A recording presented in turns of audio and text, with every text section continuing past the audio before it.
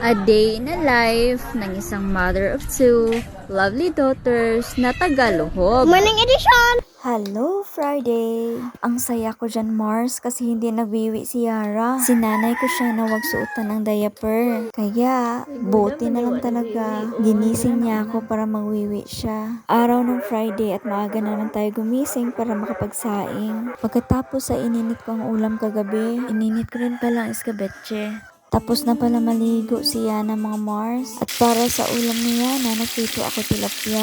Dahil hindi magkasya sa baon ni Yana ang tilapia, kinakat-kat ko ito. At ayan na mga Mars, ready na ang baon ng dalawang bata. Kaya pinasok na rin ni Yana ang baon niya sa lunch bag. So, tara na Yana. Ihahatid ko na pala si Yana mga Mars sa school. At ayan, hatid ko na si Yana sa school. Pagdating sa bahay, inasikaso ko na naman si Yara. Gustong gusto niya kumain ng Fruit Loops. At nagluto din ako ng dalawang pancake. At sabay kami ni Yara na kumain. Pagkatapos, ay hatid ko na si Yara sa school. At nahatid ko na si Yara sa school mga Mars. Yun lamang po. Maraming salamat sa panonood. Bye!